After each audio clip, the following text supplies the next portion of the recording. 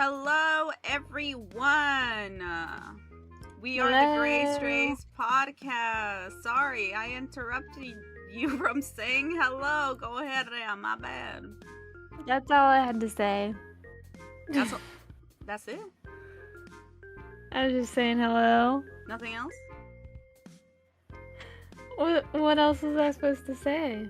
Hi, everyone. Welcome to the GreyStrays podcast, where we are starting at a different time zone. Right now, it is nighto for me, and well, it's pretty early for Rhea, right? It's not awful. It's the morning. She's dead right now, so we switched places. I'm more awake. She's more dead. Okay. Yeah, but yeah, so today's podcast is going to be well, we're gonna reflect on our New Year's resolutions that we did last time, and honestly we talked so much last time that I don't really remember what my resolutions were, but we can just remember one thing that we said during that stream, and and then move on to the next topic. So, Rhea, last time you said you wanted to be nicer to yourself. Did that work? Or how are you? I mean, it's only been a month, so you feel. It's been, a learning experience. Okay, I will say I did take your advice. Oh, what? Wow. Okay. Because you told me that it was like you will literally have an argument with yourself. Yeah. And so literally I caught myself doing it. I don't even remember what it was. There's so many different things, but I was just like, you stupid bitch. And then I was like, I'm not a stupid bitch. Shut the fuck up. And I was like, it made me feel a little crazy. But bitch, are you calling me crazy? Crazy? No, but I was like, you know what? No. They lost. Do I need to come over there? Sorry. My bad. But no, voices. The voices. Literally. Oh shit, bro. It distracted me from. It distracted me from the self-destruction, and instead made me it made me laugh. So yeah, it worked in its own way. Yeah, like it's distracting. You acknowledge it, and then you realize, hey, this is kind of crazy. I should just stop, and then you move on with your day. And that's my life. That's literally my life. I shit talk myself. Well, then I punch myself in the face in a hypothetical argument.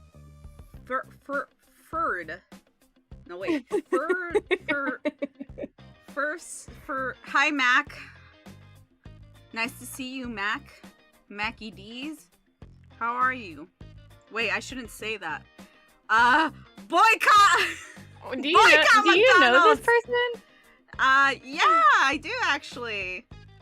It's Mac, one of my very annoying, lovely chatters from my streams.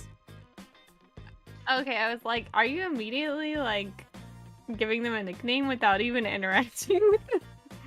Well, actually, yes, I always do that. So yeah, if he were like some random dude, I would have called him Mackie D, for sure.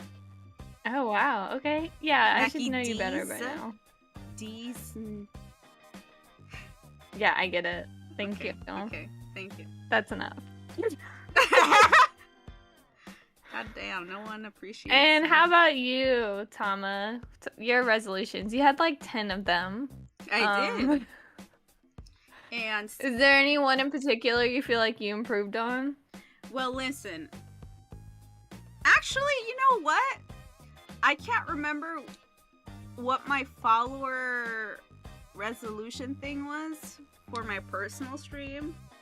I can't really remember, but what I do remember is that, well, I think like, what, a week ago or a few days ago, I finally managed to have 50 followers on my personal channel. And yesterday, I applied for affiliate. So, I'm sorry, guys. But they keep begging me to apply for it so they could use, like, random shit. What's it called? Bits and whatever the fuck? I don't even know. I'm too boomer for that shit. But they wanna... When you become affiliate, you get to do more fun stuff on your stream, like make polls and yada yada. But your stuff gets monetized and you have commercials. So if they don't want to see commercials... So is that through Twitch that you're applying? Yeah. Well, it's my choice. It's my choice. But they keep... I didn't want to do it because I don't care for money. And I didn't want to put my tax information because I'm too goddamn lazy, you know. And also, like, I just feel like when you involve money, things get more complicated. And I'm not streaming to make money, right? And so, but, you know, since, you know, like, those cute little emotes that Mac is using right now? If I were to commission an artist, I could add those emotes as well, and we could, you know, use those on my stream, yada yada. And basically, well, I'm affiliate now, and I'm just taking more steps to promote myself and make myself a more fun content creator. So yeah, I have 50 followers now. Wow. Hey. Actually, congrats. 52 followers to be exact. Wow. Finally, this is my third time having over 50 followers. The first time, the dude tried to scam me. He used bots and tried to threaten me and shit. So I banned him, and then oh my god. And then the second time, I had someone follow me, and then right after they followed me, they immediately unfollowed me. So then I went back to 49. And now this is my third time. But this time I have 52, so I think we're good. Anyway, oh wait, oh hi Mr. P, sorry, I didn't even see you. The most efficient way to maintain sanity is to acknowledge the insanity, I guess. Yeah, Rhea, you're insane! You're like me, we're twinsies. I'm gonna eat my pizza. Yeah, congrats on the followers. What kind of pizza?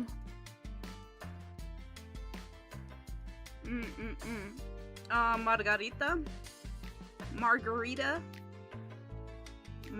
You don't have to say it like that. My bad.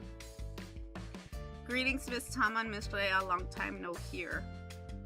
Hi, Mr. B. No here. No here? Because we're doing a VOD, my guy. A VOD? Isn't that what you call this? No, this is... Okay, oh, well now. A stream? Okay. Okay, so VODs are like video recordings of the stream. Oh. So... You know, I don't know what I'm talking about. It's okay, I'm sorry. It's okay. No, you're normal, that's good. Stay normal, please. Don't hang out too much here. Tama calls these her pods. Yeah, my pod. Yeah, her pod. Okay, yeah. Anyway, another thing. Well, now that we... going back to the resolutions, actually. I've been feeling pretty conflicted as a content creator. And not as a content creator, but like as a fucking human being, right? And most of y'all probably already know where this is heading, but we're definitely gonna be talking about Palestine again. And well, actually currently there's a 1 week strike, like, you know, boycotting companies, but also like refusing to go waste money on anything, refusing to go to work if you can, bulking up, all that stuff. Oh, hello HY, thank you for coming back, nice to see you again. And this was done because Bisan, I hope I'm saying her name right. Bisan, one of the very brave journalists that are currently in Gaza, documenting everything that's happening in Palestine. I don't think she's in Gaza anymore, actually. But anyway. She called for a strike, a one-week strike, which ends on the 29th, technically speaking. For me, that is tomorrow, I believe. But for the whole world, it's probably in 2 days. And honestly, I don't go outside much. I don't think I'm ever gonna go back to McDonald's or Burger King, Pizza Hut, whatever. All those fucking companies. But, I've clearly not been doing much or enough as a human being to support the cause. And I've been just very conflicted on what exactly I can do. And since, I want to be a content creator, I'm thinking, honestly, do you remember, I'm sure you do, we reflected on Nori and Raimu's Twitter accounts. Basically, we were reacting to those for like an hour. Well, I want to show this on screen for now.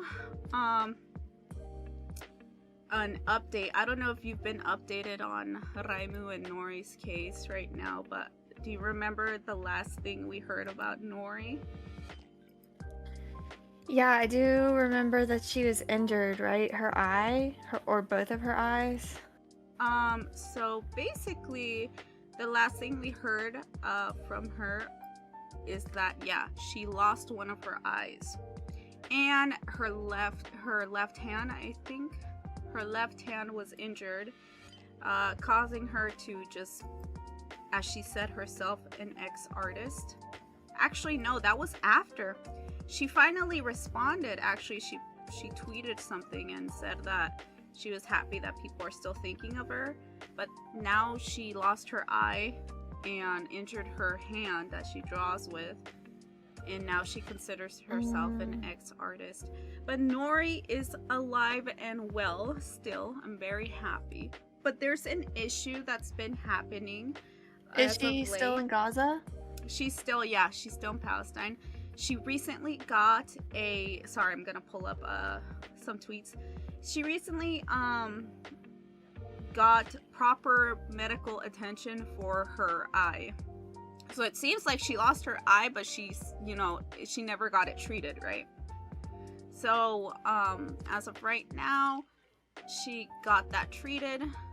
Sorry chat, I'm gonna make you disappear for a sec. Remind me to bring you back if I stop talking about this. But here's an issue that's been happening pretty recently. This was January 27th, basically yesterday, 3 a.m. for me. I'm getting angry because of those who keep talking about Nori in the past. And by the past, she means past tense. And because of those who assume without verifying, especially that some follow me for updates about her. Can we please make some effort? I can't keep searching everywhere trying to fix rumors. So basically, people have been quote retweeting Raimu, I think that's how you pronounce her name, Raimu and or Nori's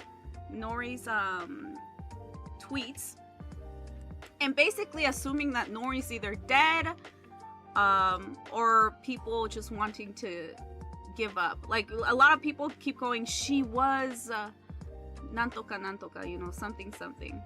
They keep referring to Nori in the past tense and also making it seem like she's given up or and stuff like that. So Naima's just pretty tired, honestly, because in a sense, Raimu as well has become a journalist a little bit, in a sense, on Twitter, where she's getting information from Nori. Yeah. Raimu is the friend. Yeah, this is the friend. Right? Yeah.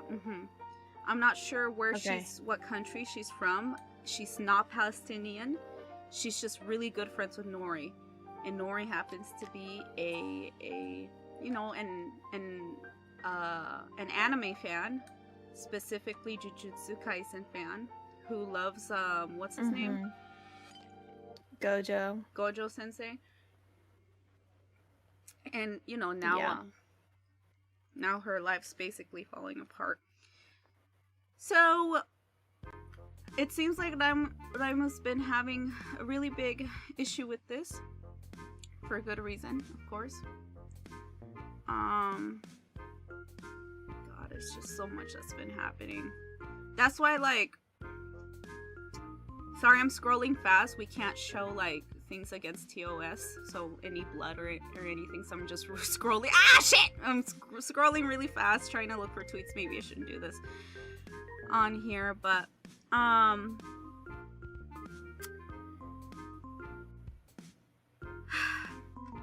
she's basically frustrated and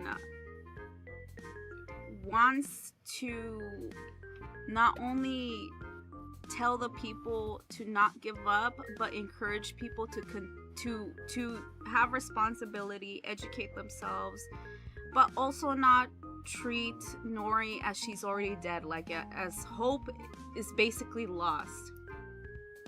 So I was thinking to myself, is like, well, how do we do this, right?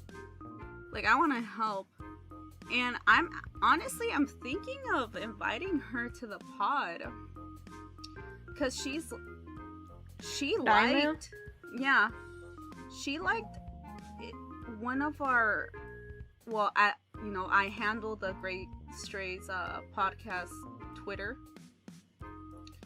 and I quote retweeted one of her, actually the next day when she said that Nori was okay. I quote retweeted and basically said thank God, and she liked that. So like, she liked it on Twitter. So I think she's just really online, and for good reason, right, to get information on things. I think if we helped her, like, give her a platform where she can actually speak on her opinion, basically what we did with Divan-san, see things from her side. I don't know if I'll be able to get her on the pod, but I do want to offer that to her. And I think at this point, I don't want to say that I want to talk about Palestine until it's over, because it just sounds really out of touch a little bit. I feel like I'll always be wanting to talk about Palestine, but as a content creator right now, I feel like I really do need to do better on my part, giving these people the voices they need, especially as someone who wants the anime / VTuber community to grow the fuck up a little bit, and you know, be not afraid to speak on what's right, and heck, be political. I literally recently on stream, someone on stream on a different streamer's stream that I was watching, I didn't see what someone asked at all. They got timed out in chat, but basically I'm assuming they asked something political in the opinion of someone about something political. I did not see what they said, so I cannot say, you know, what the question was. But one thing that bothered me a little bit is that they handled, the streamer handled the situation well. They said, hey, I'm not agreeing with you, and I'm not denying anything with you either. I just want to say that this is a space where we don't want to think about negative things and want to, you know, just have a good time. Like, I'm not mad at you. It's okay. I've seen other chatters say this. You know, ask this specific question, whatever that question was. So I'm not mad at you or anything. Just, you know, chill a little bit. We're here to have fun. So for me, I understand that's like the take that many VTubers take when it comes to political stuff. But at the same time, I don't know, am I wrong to feel angry towards that a little bit? Because they can say, like they can joke about stupid shit. You know, for me, like, I don't know, last stream, what was I joking about? one of our streams we were talking about being too woke and me making fun of like crazy feminists and stuff, right? I feel like if you make jokes like that, you should also make it clear where you stand, right? In the I guess political because that's what it is. That's what it is, the political spectrum, I guess, whatever. So, and this guy has definitely made, or girl, I'm not like clarifying who it is, I just like calling everyone guys. This girl or guy, or whatever they identify as, always make like, you know, these kind of edgy jokes. And it's just, for me, it's not fair that there's like a huge crisis right now, a genocide happening, and when someone tries to like help do their part to raise more awareness of it, they get shut down like that. They handled it well, they didn't, you know, do anything hateful, but it just bothers me a little bit. I don't know, am I being a snowflake? No, I mean, I think everyone's entitled to their opinion, and I think that's kind of part of the problem with being online is like you can easily censor what you don't want to see, and so it's so easy for people to just be like, well, I don't want to deal with that, you know what I'm saying? Whereas it's like the people in Gaza don't really have a choice. They're going through it regardless, so I feel like the least we can do is be aware of what's going on. So I'm right with you, but unfortunately it's like, you know, everyone is gonna react their own way to the situation, and that means that exactly what you said is gonna happen. It's like some people just don't want to talk about it at all. And well, and you're right, we all have our reactions, that's fine.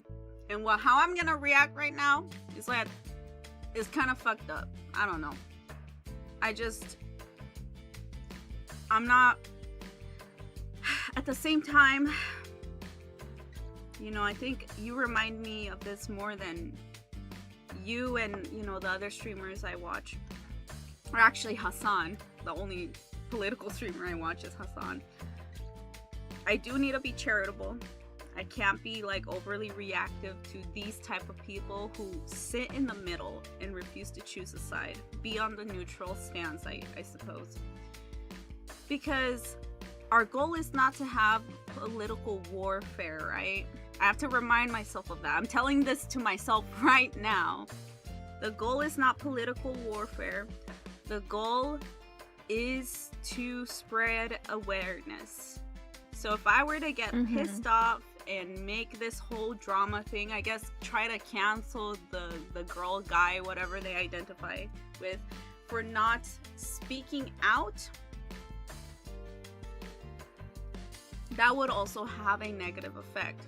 Now this is entirely different from like celebrities, right? I'm not talking about Taylor Swift or whatever, whoever the fuck. Like, you know, I'm talking about streamers. Most streamers are just normal people like you and me, right? They don't know anything. And if they are big streamers, they probably became a big streamer not too long ago. You know, you never know when you go viral. You know, we don't know their life experiences. Maybe they were a poor fuck. Like me, like, yeah, maybe they were a poor fuck. All of a sudden they're famous. And, you know, not everyone's educated. Like, there's a lot of propaganda in many countries, Western countries, society. So I guess I need to chill a little bit. But it's something that bothers me a lot. You know, we need to raise awareness. Yeah. And I guess for me, I don't know, do you think that's appropriate if I were to ask Raimu? I can't, I'm sorry. I mean, I don't see the harm in asking. Raimu might not want to share their voice, but I mean, it'd be cool, even if Raimu just wanted to join the chat, like whatever they're most comfortable with. Wow, that's a good idea, actually. So, yeah, but I was gonna ask you, just to be sure, are you able to pull up Nori's post? I was just curious. Oh yeah, actually. Let me censor the thing for a bit because we can't show blood on here. So yeah. Let's go to Nori actually. Oh, there she is. Let me see if there was anything. January. Ah! Ah! Sorry. Okay, this is inappropriate. Sorry, I just read Jujutsu Kaisen spoilers. She retweeted. She's like, no, girl, no, stop. Okay. I'm alive December 13th. God, I need this to end December 16th. January 7th. Today's the 28th. I miss you all. The health system is down, laying in the hospital and waiting for a miracle. My left hand has a fracture, and I'm a lefty, so I can't do much.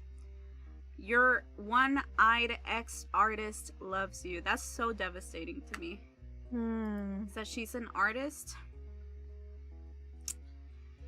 And I saw this in my personal accounts and stuff. It was so devastating because she's an artist. And not only did she lose her eye, she injured her left hand as well. Yeah. It's just like fucking hell. January 16th, this was a week ago. I'm okay. I had surgery, still a long way to go. Ah! Ah! Sorry. Yeah. I don't know who that is. God, you know what? God bless her. She's, she has the right to spoil me right now. It's okay.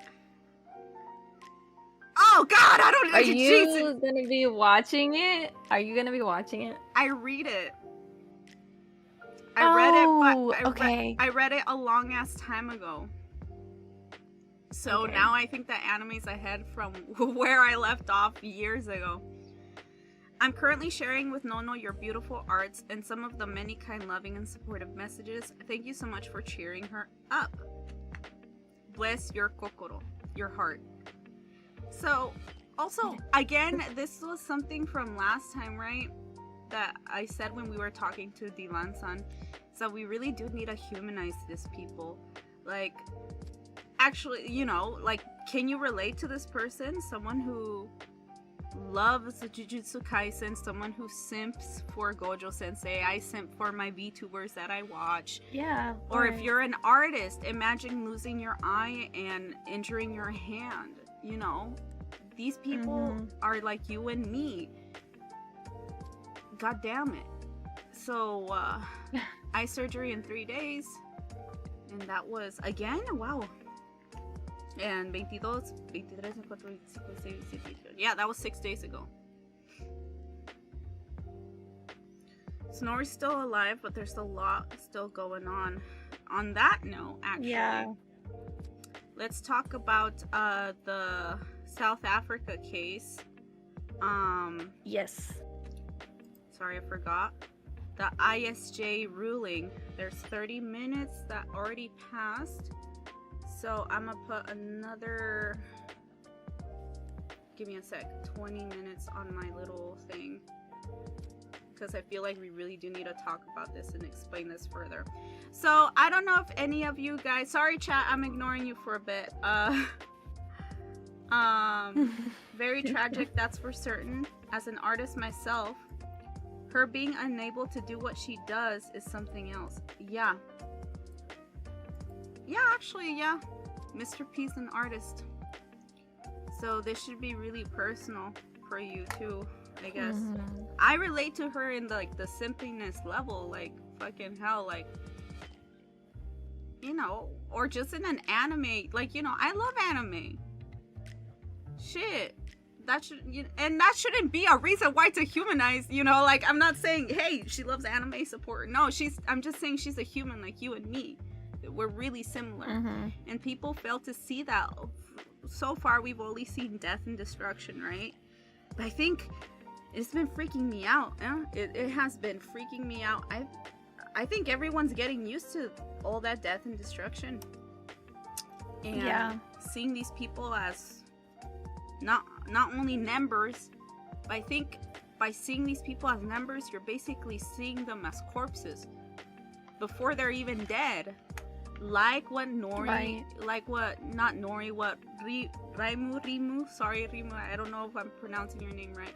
Like what she was saying, she gets annoyed, she gets mad. It's like, she's not dead, guys. She's not fucking dead. Stop Right. using past tense for fucking crying out loud and spreading rumors. Therefore, we need to humanize them. But going to the ruling, I was watching the ICJ's ruling today. Can you explain what that is for a bit as I like try to bite into my pizza? Sorry. Yeah. So the ICJ is the International Court of Justice. It is part of the UN, and I'm probably explaining this wrong, but basically a bunch of countries have like representatives. I'm assuming that they're legal in some sort. They probably have a lot of legal experience and judge experience. And so countries can like bring to the ICJ an issue for them to rule on it as the world court, essentially, if that makes sense. Unfortunately, the ICJ doesn't have a whole lot of sway, because at the end of the day, they're not like really able to force anyone to follow their ruling, but it does at least draw the world's attention to what needs to be done and can help hold whoever accountable that way by showing like, hey, all these countries say you need to get your act together. And so I'm assuming, I'm just gonna say that is our interpretation. If you are still confused, do your due diligence and research. Right now we're just talking about how we see these things and how we understand them. I'm not an expert. Rhea, I'm assuming you're not an expert as well, right? You're an expert? I'm definitely not an expert. Okay, we're not experts here, but just because we're not experts does not give us the excuse to stay silent and not say shit, okay? So that's why we're talking about this. But I understood from the get-go that the ICJ does not have like any intense power. They can't force anyone to do anything. But historically, in the historical context, it's very important that they, that they would not like, well, how do you say that? Ignore the case that South Africa was right. Overturned? Is that what it is? Yeah. Because historically speaking, that just proves, it proves that Israel is committing genocide and is killing innocent people and doing bad shit, right? So basically it's putting social pressure on Israel to quit. For basically the whole goal was to push Israel into, doing a ceasefire. Just stop fucking killing children, basically. But as I was watching, and this was live, brought by South Africa. Yeah, and by this the was way, just throwing that out there. Very important, right? South fucking Africa. Like, of course, not by the Western countries, not by America, the land of freedom, home of the brave, or Canada.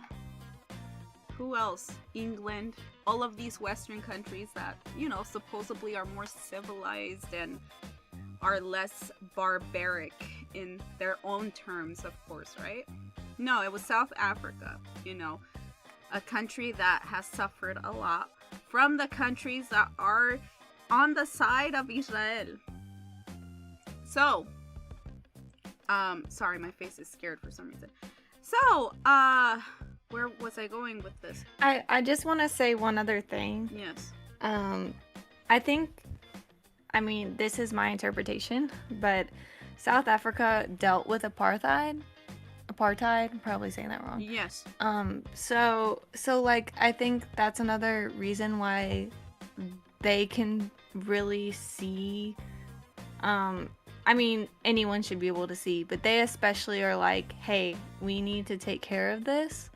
And they know that an apartheid government, which is kind of exactly what Israel is doing, is not the way to go. So I think that it says a lot that they're the ones bringing this to the ICJ. They're the ones who understand the pain that the Palestinians are going through. Yeah. Politically speaking, and well, anything speaking. Sorry. And so that says a lot. Historically speaking, it says a lot. And basically, everyone was hoping that this would push Israel to push them, nudge them into basically calling for a ceasefire. So I was watching this live, and you know, as I was hearing this, basically I'm summarizing this way too much. I was just very angry, but how I understood it, what I heard was basically the ISJ said that there's possible evidence of genocide, and they give Israel 1 month to do preventative measures of genocide and to punish their soldiers of, you know, doing anything that adds into genocide. And for me, I got very fucking angry because 1 month to prove that they're trying to not do genocide is very fucking backwards. Like, what they were saying on that ruling was so contradictory to me. It's like, they're like, oh yeah, there's possible evidence of genocide. So the person who, the country that's possibly doing genocide, you have to prove to us that you're not doing genocide. And it's just like, what the fuck, bruh? Like, 1 month for them to, I don't know, it just sounded like, okay, you're gonna give them 1 month to do whatever the fuck they want. They're gonna lie like they've always been lying. You're not gonna enforce anything. There wasn't even any anything. They didn't explain what they wanted Israel to stop. It was just like very in the air, like, oh yeah, you have to prove to us. Okay, how? They should have at least said, don't use these weapons, don't kill children, don't do this, don't do that. Right. No, Israel gets to decide how they're gonna prove that they're not committing genocide. It's just fucked up to me. HY right now in chat is saying, do you guys know that the US temporarily stopped funding for the UNRWA, UNRWA, United Nations Relief and Works Agency for Palestine Refugees in the Near East a few days ago? Yes, and we're gonna also talk about that. But thank you, HY, for reminding me. And it pissed me off. I actually ended up ranting on Instagram. I don't know if you saw me ranting. Immediately, I follow, is it Bisan? I follow Bisan, the journalist, and she was angry as well. Basically cried and told us how there's no justice on this earth. And I also got pissed, and I just started, you know, it's frustrating. But of course, Palestinians have the right to be angry. But there seems to be experts saying that this was done on purpose. So here's a reflection of, you know, an explanation of the ruling today. Or not today, but, you know, yesterday of the ruling, or 2 days ago, whenever the fuck it was. And I want to read it so we can all be on the same page. So I'm going to read this. Explaining the ISJ's ruling today, despite its shortcomings, the ICJ has given us a powerful tool, but Israel is responding strategically. So what should we do? So let's go to the next thing. Oh, and this is by Let's Talk Palestine. So if you want to follow them on Instagram, please do that. The International Court of Justice today delivered its provisional measures against Israel in the genocide case. It only ruled on what was necessary to respond to South Africa's request for interim orders against Israel until a final ruling is issued in the coming years. South Africa won most arguments, including 1. The ICJ ruled that it has jurisdiction over the case, so they didn't throw the case away. That's a good thing. 2. The ICJ ruled that the allegations against Israel are plausible, which pissed me off, but okay. They did this because plausibility is a legal standard necessary for issuing provisional measures. The court didn't say the allegations are true, but said they are plausible and rejected Israel's argument that they are baseless.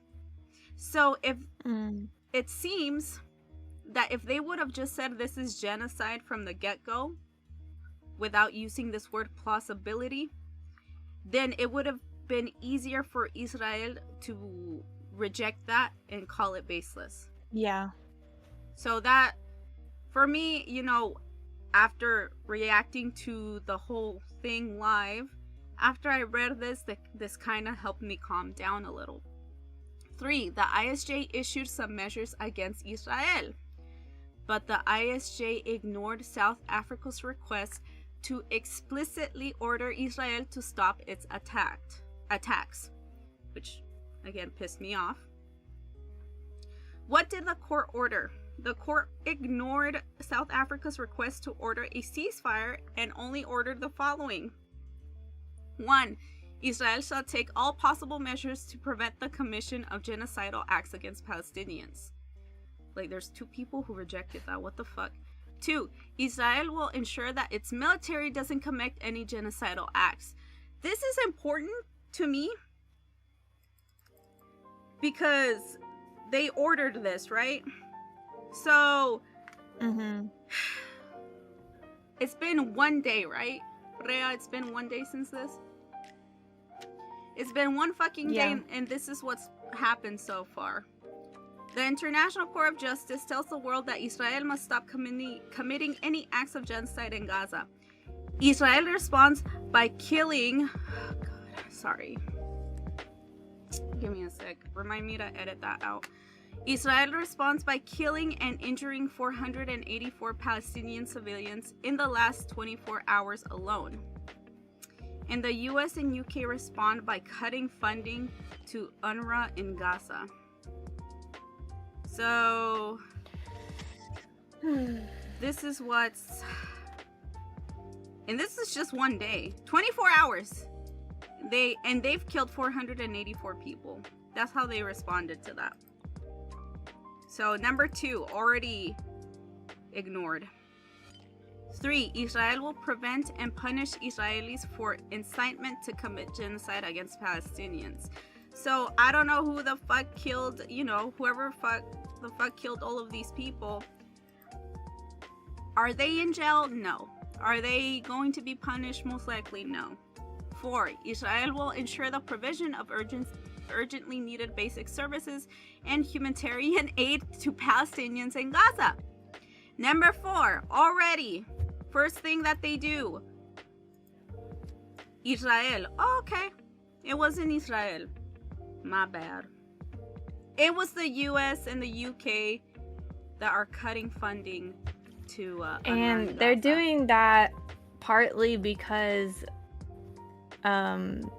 Netanyahu is saying that I believe Netanyahu is saying that there are members of UNRWA that are part of Hamas. He's spreading that.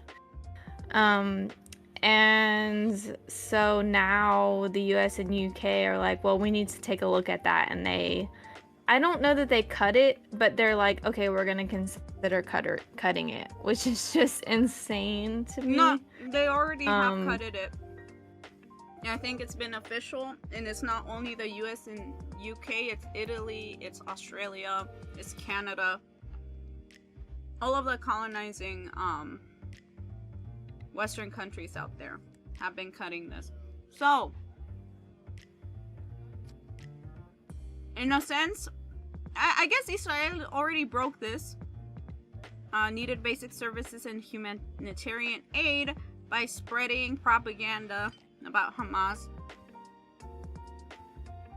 Rhea, I think last time you told me that you could not believe that Israel were, on October 7th, Israelis were the ones that were killing most of the civilians rather than Hamas, right? When I said that, do you still believe that, or are you having? Wait, second I'm sorry. thoughts on What it? are you saying?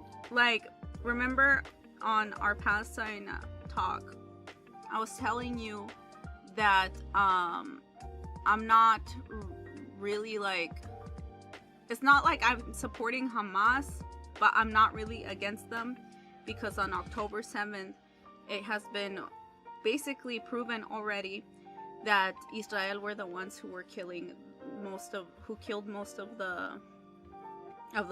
their own civilians on October 7th. And you told me on stream that you didn't really believe that. And so, since I didn't have like the evidence on that, I was like, you know what? Maybe you're right. And I'm just telling you right here, right now, Israel trains their soldiers to kill anyone as long as they're able to kill Hamas.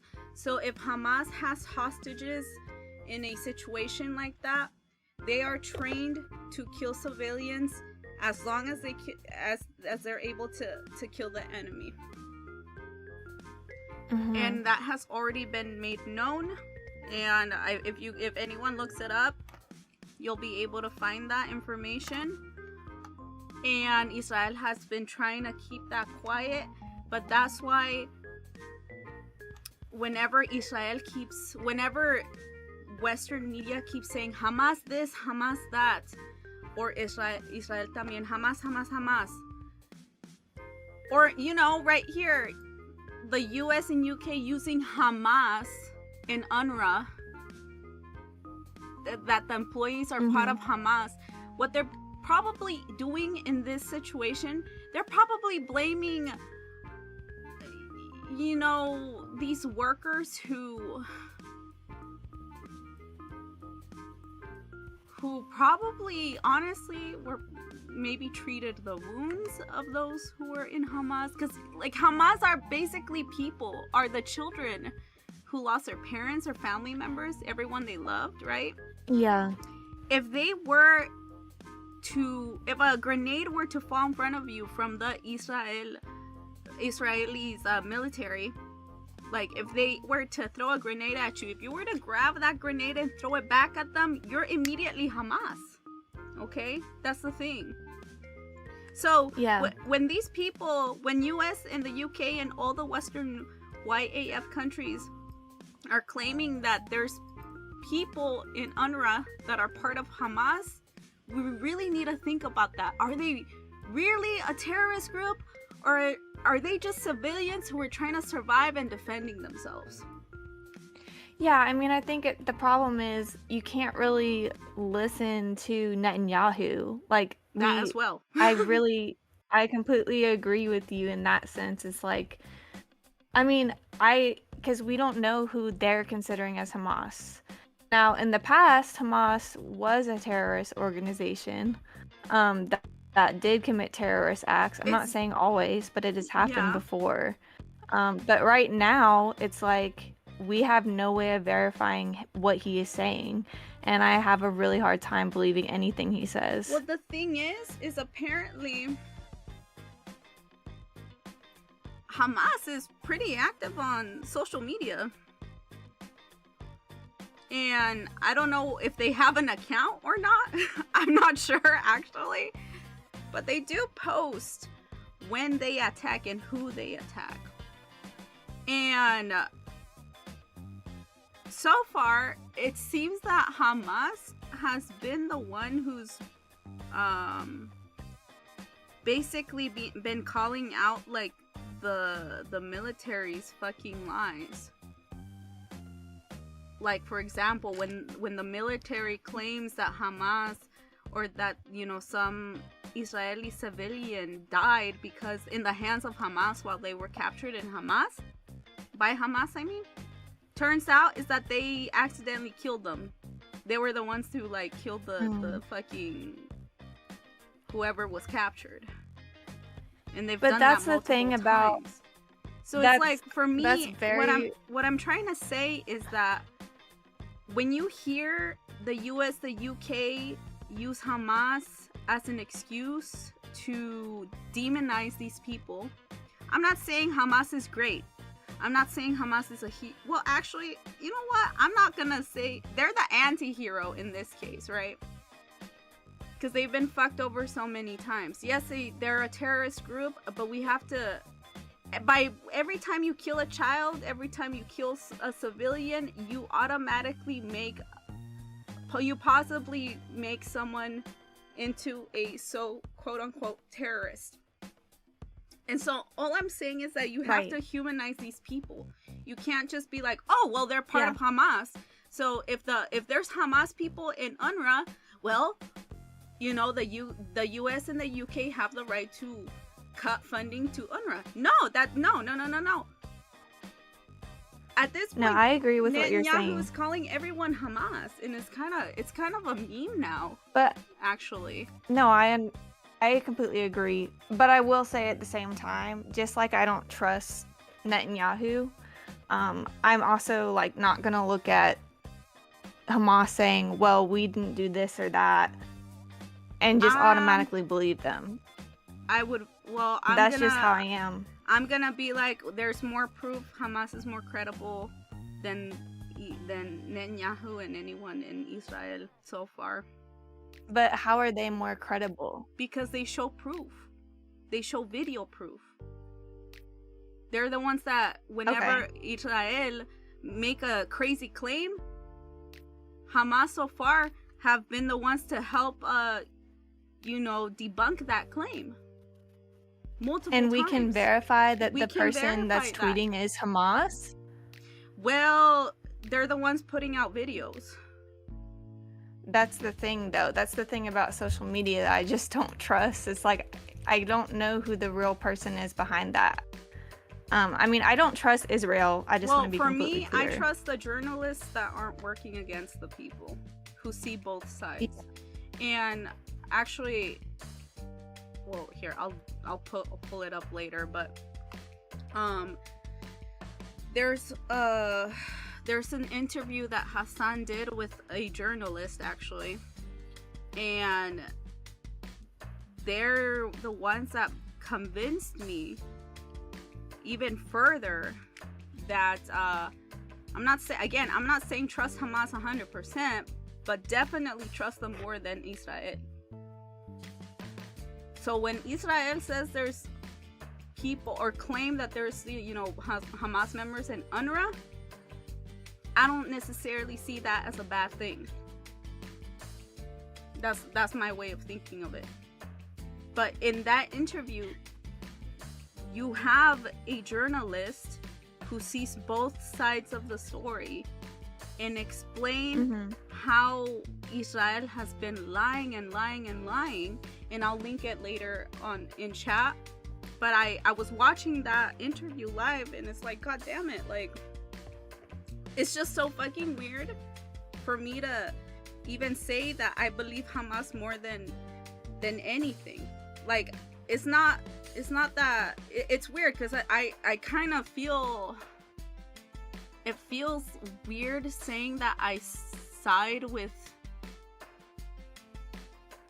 like, more with a group that is recognized as a terrorist group.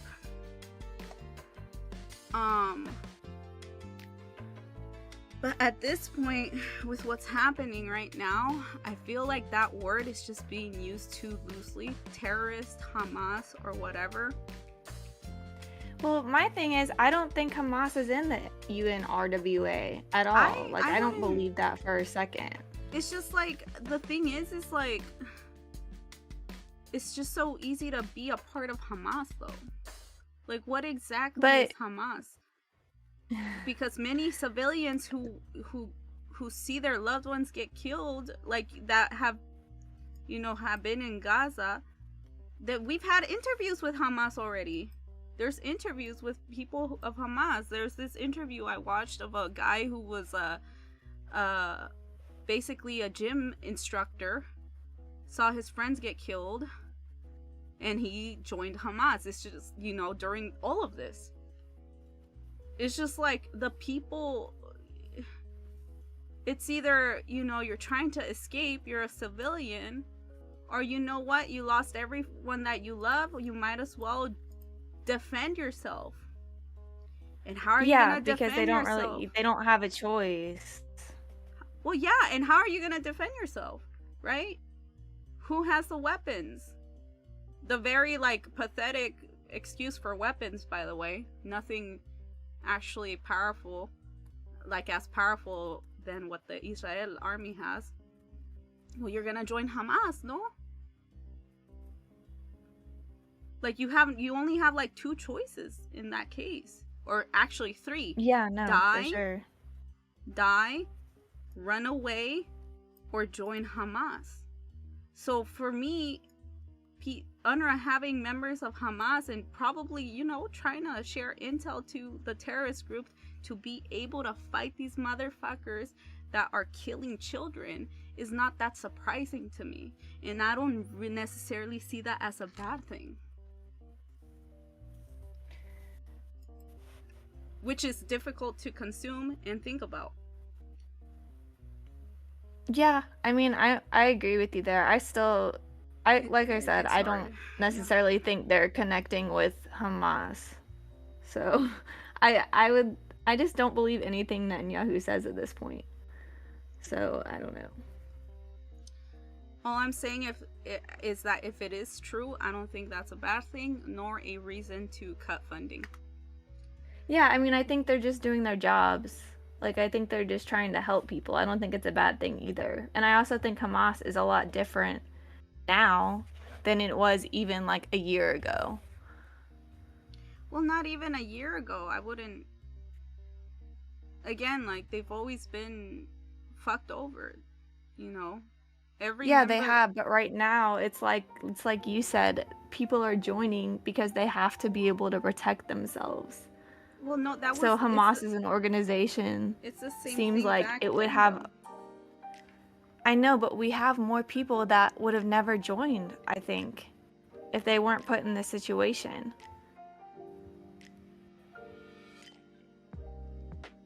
I think the situation has been the same, but now it's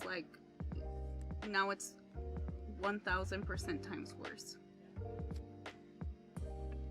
No, I agree. I just mean the fact that there's a genocide going on has, I'm sure, like you said, given people very limited options.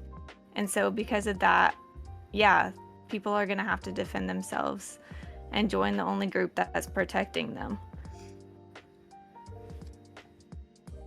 Well, yeah.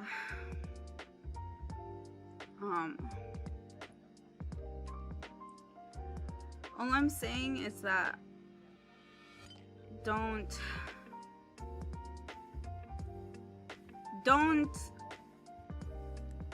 to the viewers or whoever's listening or whatever, just don't demonize Hamas as much as the US and Israel is trying to, or whatever country you're from. And I'm not saying they're good people, but I'm just saying that the way they've been demonized so much should raise flags. Because they're being demonized that much in order to do shit like this, right? Mm-hmm. And Israel will ensure the prevention of preservation, my bad. Actually, no, well, they are preventing, but anyway, Israel will ensure the preservation of evidence related to South Africa's allegation against it.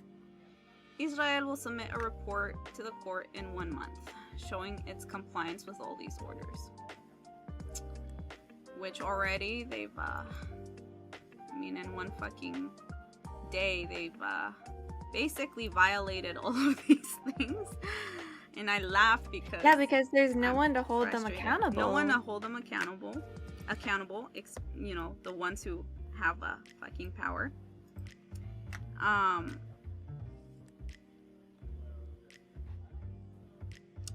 So these, despite expressing its wish that the ICJ had explicitly ordered a ceasefire, South Africa stated that the ICJ's orders actually indirectly require Israel to suspend its attacks.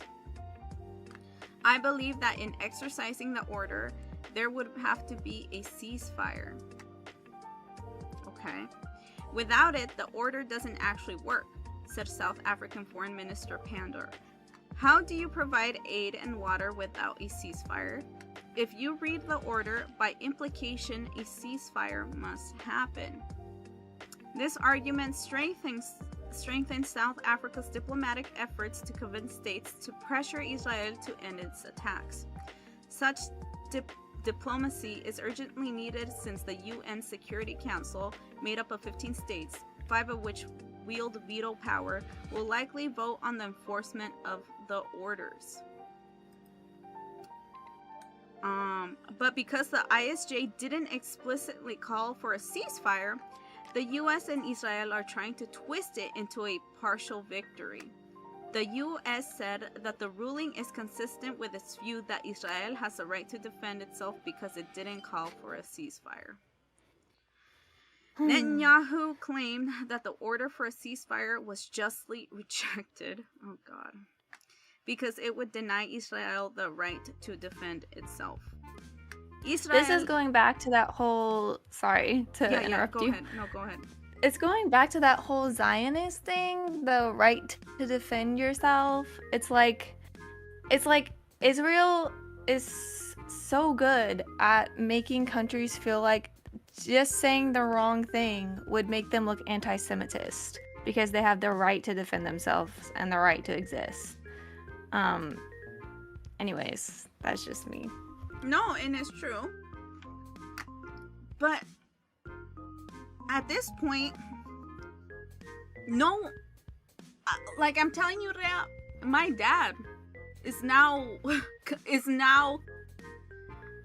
on the right side of history. Okay? Mm-hmm. So even my dad, this very religious person, right? Who would actually use the whole anti-Semitism shit and, you know, Christianity as a reason to continue defending Israel. Even now he's seeing things. So the only reason why the Netanyahu saying this stupid shit and all these other countries are, it's not because of the people at this point. I feel like almost the whole world is on the same page here when it comes to civilians. Mm-hmm. It's literally just our leaders. Yeah. And that's the scary thing. But let me continue this. Israel is trying to legitimize the allegations and frame this as a partial victory to convince other states that the ruling shouldn't alarm them and undermine their ties with Israel. This is why we need to be careful about how we frame this decision. We could be playing into Israel's hands. Nahone. So this is pretty complicated, but basically, I'm using me as an example. By me being pissed off by this ruling, right, of the U.S., not the U.S., of the ICJ not explicitly calling this a ceasefire, by me being pissed and dissatisfied with that, I'm basically doing the same thing the U.S. and Netanyahu are doing, right? Is that since it didn't call for a ceasefire, that means Israel is in the right to defend herself. So this is why they're saying be careful with how you're reacting to this. This is why we need to be careful about how we frame this decision, right? But this case still deals a historic blow to Israel in the U.S. In near, how do you say that? Unanimity? Unanimity. The judges rejected every single Israeli point, which argued for dismissing the case and ruled that the case will proceed to the next stage.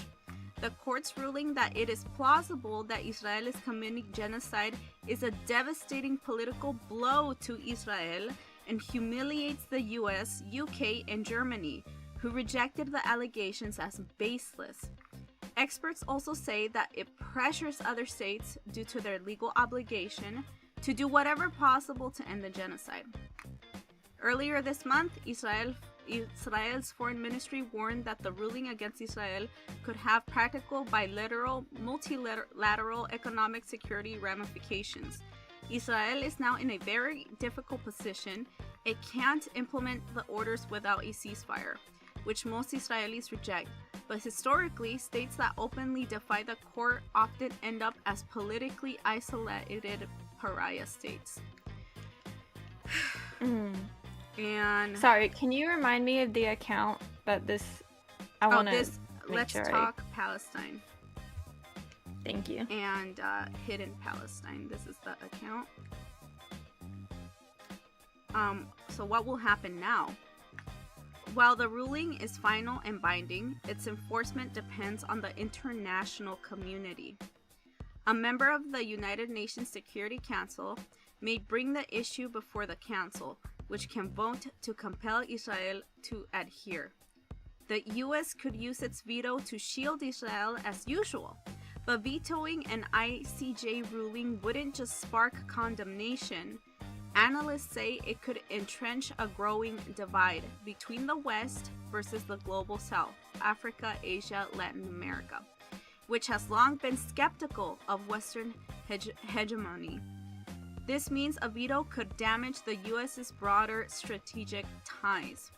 If the US lets the resolution pass, the UNSC would have the power to take punitive action against Israel.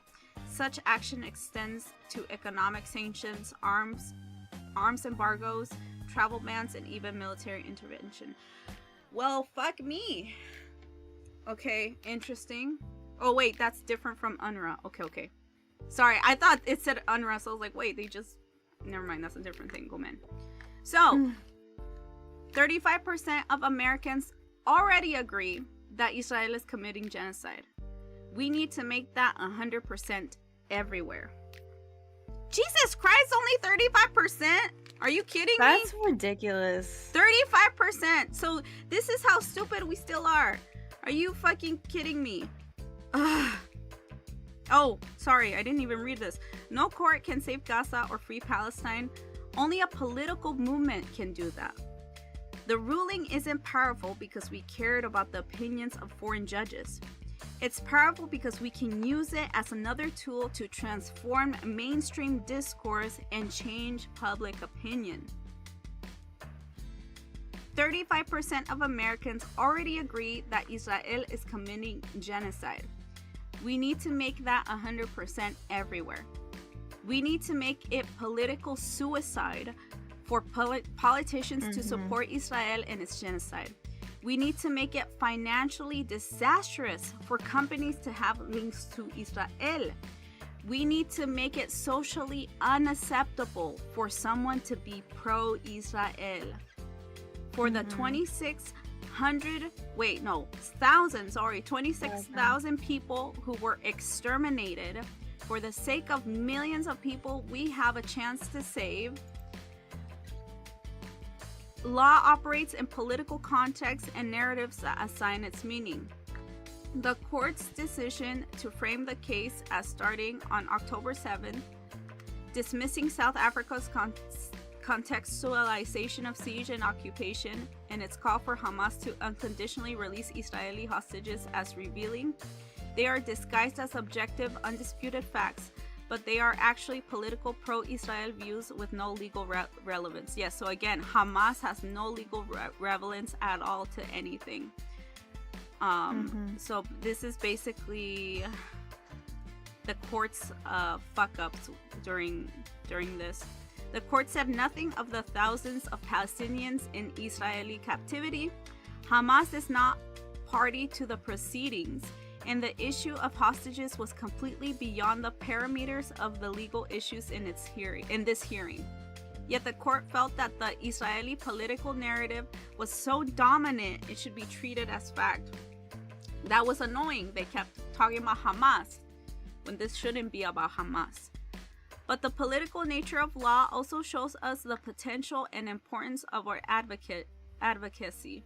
Lawyer Rabea Egbarie said, this legal finding would not have been possible without a global movement that powerfully articulated and protested and highlighted the material reality of genocide in Gaza. The road to achieve justice in Palestine is long and exhausting because it disrupts international power structures and demands radical change to undo the colonial hierarchies persisting in the 21st century. This shouldn't intimidate us. It should inspire us. We aren't just fighting for Palestine, we're fighting for everyone. The stakes are too high to give up, and that is the last section of this post, and all sources are in the bio of Let's Talk Palestine. I shouldn't have pressed that just in case, but here's the sources. It's a podcast, and this is the account. But yes, basically, again, by putting this into the ICJ court, we are able to have more eyes on this, basically. And the goal should be to make it, again, political suicide, social suicide, to be pro-Israel. So yeah, I still feel like the ICJ failed a little bit. And I do feel like they were more pro-Israel with how they were saying things rather than, addressing the real issues without being like straight up, basically. It was kind of fucking annoying that they even mentioned Hamas at all. Because again, this wasn't about Hamas. This was, or October 7th, this was about genocide. Like, South Africa made that clear. And so, our goals as people, as human beings, as basically you and me as Americans, is to help spread this word and make it pretty much impossible to be pro-Israel. I didn't know it was only 35%? God fucking damn it. Yeah, that's wild. 35 fucking percent of Americans aren't fucking totally brainwashed.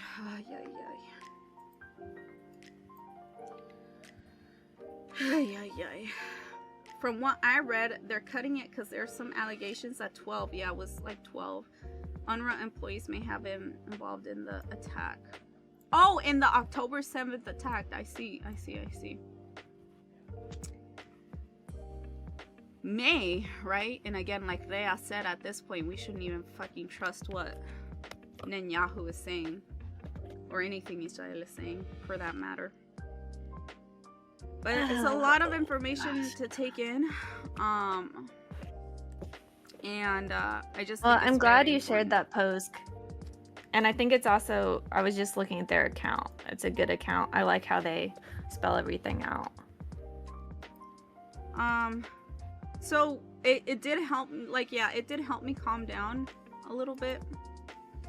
Because, I was, like, we can focus on being angry, right?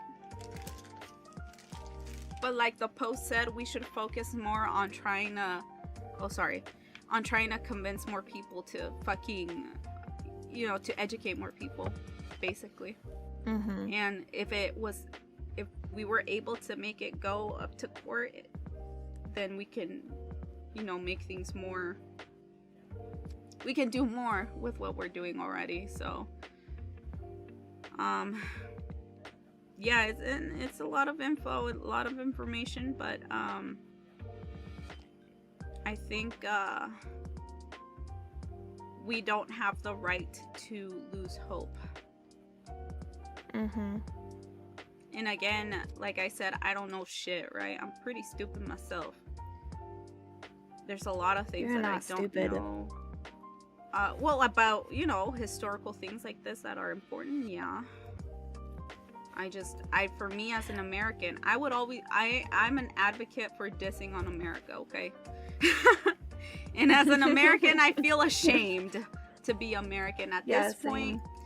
At this point, you know, it's weird because when I talk to other people from different countries, I just go, yeah, Americans are fucking stupid, bro. They're like, no, they're not. Like, don't say that. Like, you're just making, like, very big assumptions because you've been through shit. Like, you shouldn't. I'm like, no, you don't understand, dude. You don't. Am I wrong for saying that? I feel like other countries romanticize America way too much. I'm sick and tired of it. No. Stop romanticizing America. Fuck America, dude. Not in a good way. In a bad way. Lord. Look what we're doing. Look what we're doing to these people, man. And, it's tiring and it's annoying and it's just, it's tiring. I don't know. And I don't have the right to say that at all. But,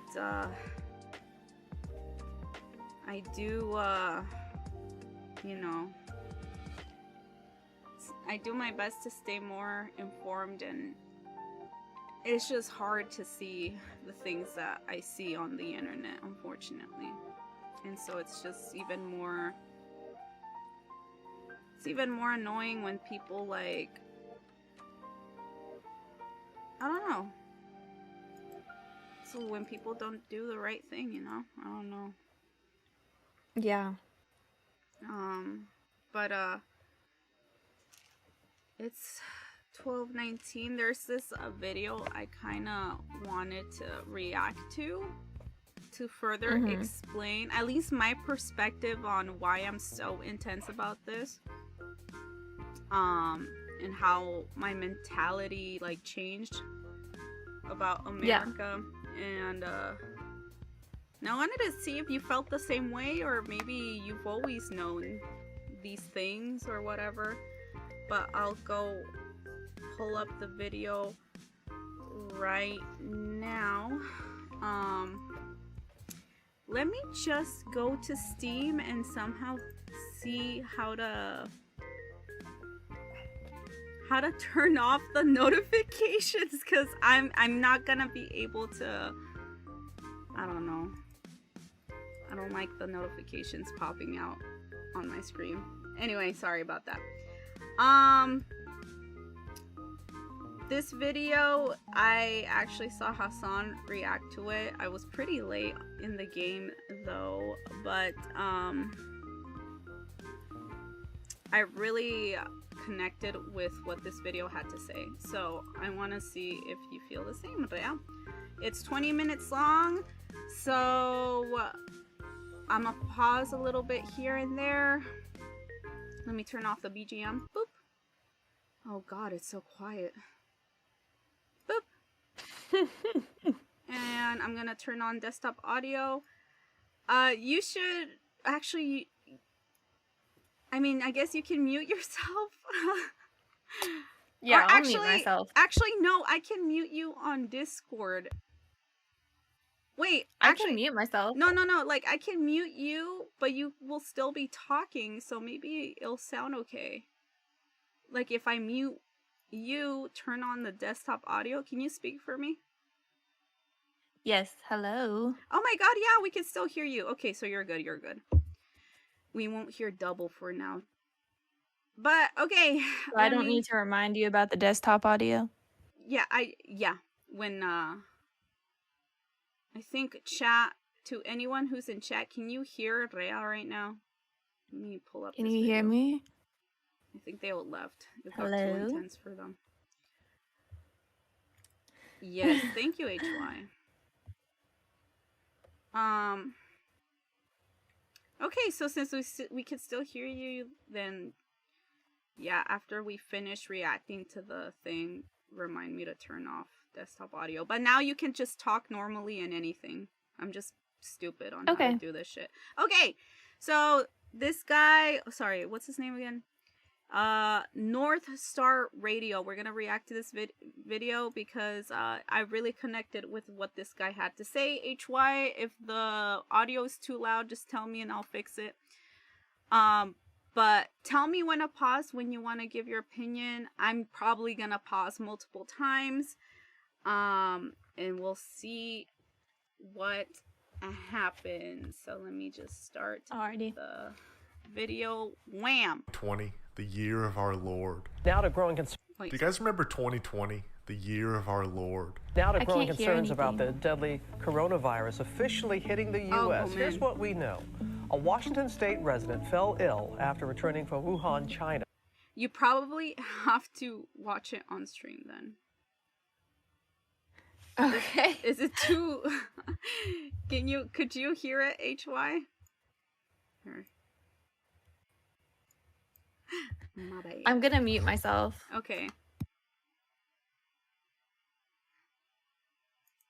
Why don't you use Discord YouTube? I can hear it, because I don't want to accidentally dox anyone. Do you guys remember 2020, the year of our Lord? Now to growing concerns about the deadly coronavirus officially hitting the U.S. Here's what we know. A Washington state resident fell ill after returning from Wuhan, China. New York, California, Illinois, and Connecticut all ordering non-essential employees to stay home. New York's governor today telling non-essential businesses in his state to reduce their workforce to 0. That was such a fun and relaxing 9901, 9901 emergency. We got individuals breaching the gate at the 3rd precinct. blissful part of our lives.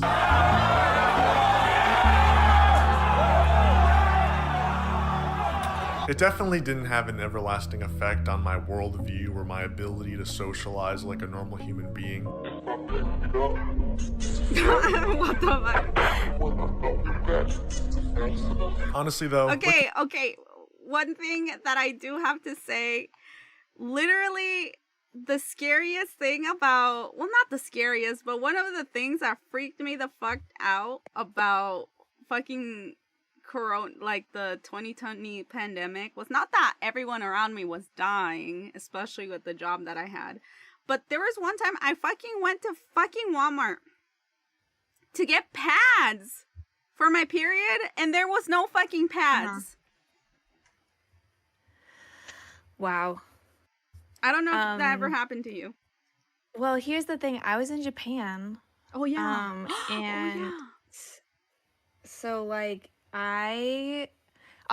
forgive me, my video is a few seconds behind, so I might be a little delayed in reacting. Okay. But they were like always pretty well stocked. There were a couple times where there was like no toilet paper, but for the most part they were always well stocked. Because I had my family in America was like telling me all the issues they were having with the grocery stores. But I think Japan was just more strict about like only get what you need.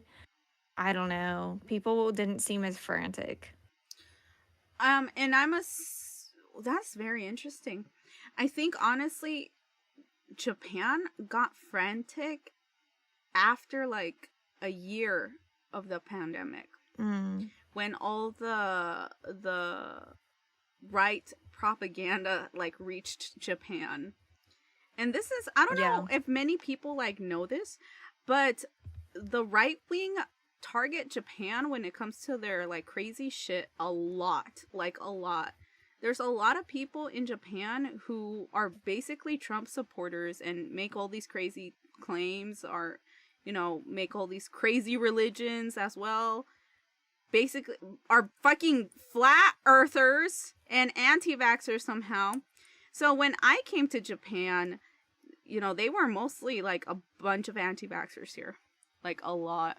And you saw a rapid increase of corona deaths because of all of the people who refused to get vaccinated. And honestly, it was because of of the US like propaganda that I guess I forgot Trump was our president, huh? He would say the craziest shit sometimes. Anyway, that was a crazy year, not gonna lie. That's so interesting to me, because I always thought you know, Japan is such a collective society that I would have thought that, like, they'd be like, well, we have to get the vaccine because we don't want to put other people at risk. So that's really wild that there were a bunch of anti-vaxxers. It's just like there's a reason why Japan is really behind when it comes to its social issues as well. Like, the right has a lot of power, a lot of money, and you know, most of, like, and I'm speaking statistically here, I'm not just making a, like, you know, we can look up the numbers at some point, I don't know when, but not right now, I don't have time for that, but it's pretty clear that most extreme religious people are on the right side in the political spectrum. And a lot of those religious people go to, you know, different countries and, you know, do their thing, especially when it comes to Japan. So, and a lot of those people are rich. So when, you know, these religious groups, Christian, Protestant, whatever they are, groups come to Japan, they spread that type of thinking, you know, around Japan, and it's all, usually it falls towards the older people, like the, you know, Oba-chan, Oji-chans that end up believing that shit. Well, who's in power in Japan, guys? Who's in fucking power? The Oba-chans and the Oji. Okay, not the Oba-chans because sexism. The Oji-chans, bruh. So it makes a lot of sense why they have, like, all these crazy ideas and shit. And heck, I mean, look what happened to Abe, and look what he was involved in, you know. Yeah. It's pretty crazy, not gonna lie, but by the time I came here, there was, like, huge protests against the vaccine. It was crazy. And I was thinking to myself, it's Oji-sama for you, young lady. Oh my, what are you on right now? Oh, sorry, I'm reading what HY said. But, yeah, during that time, I was like, I wonder if Rhea saw all of these anti-vaxxers on the streets. I saw, like, maybe one or two groups, and there were so few people that I was just like, okay, like, y'all look insane. Okay, you're crazy now, honey. Now, though, I think now, I don't know, people don't really take the vaccine seriously, but they have gotten their first 2 shots, so most of them have, but it's a choice in Japan as well, which is odd to me, but I thought that was an American thing. But yeah, it's definitely a choice here. I've gotten my shot like 5 times or 6 times. I only got 1. HY, what the fuck?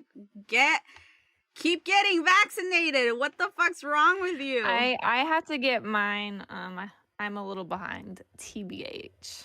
What? You only got 1 too? No. I've gotten like 4, but okay. The most recent one I haven't gotten. Yeah, and I've never gotten corona. And honestly, long COVID is scary. Shit, bro. Like, my mom's fucked. Yeah, I think she got corona 3 times. She's fucked, bro. Oh, Not gonna lie, sorry, mom, but her. Anyway, sorry, I'm getting distracted here. Let's continue. I was like, Mom, I think even my mom's losing a bit of her brain cells, not gonna lie, but Looking back at 2020 and the pandemic as a whole, I think something that is oftentimes forgotten in the memory of the pandemic is its power in radicalizing the American working class. Yes. I, for one, was introduced to leftism and socialism as a whole solely due to events that took place during the pandemic. Yes.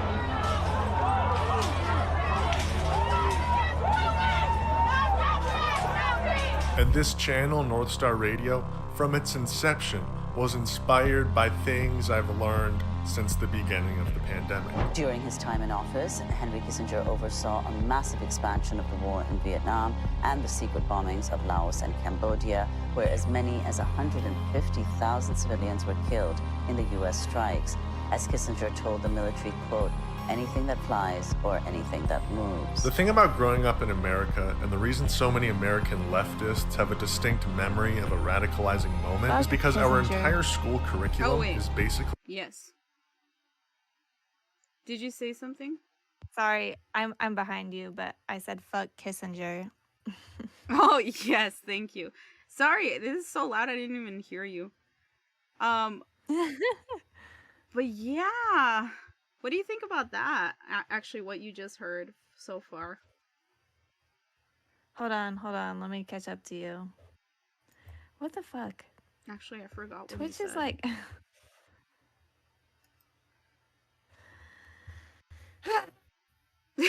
What happened? What happened? No, I'm sorry. Did you Okay, now I'm caught up. Okay. Sorry, all we heard was like, huh!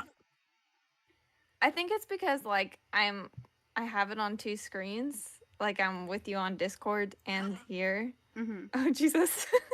Oh, I see. Okay, yeah. No, I'm still listening. We can keep watching. Okay. A fabrication. We're basically fed lies about the world our entire childhood. Actually, Basically, distinct memory go of back to a that. growing up in America. We quote, anything that flies or anything that moves. The thing about growing up in America, and the reason so many American leftists have a distinct memory of a radicalizing moment, is because our entire school curriculum is basically a fabrication. We're basically fed lies about the world our entire childhood, until one day you learn something that causes you to realize everything you know is a lie. Do you agree with that statement? Where...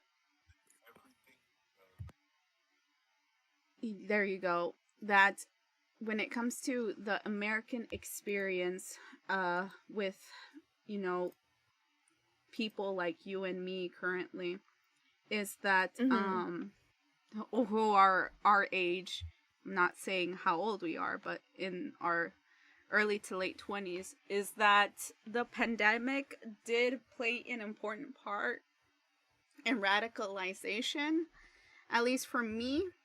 When it came to, like,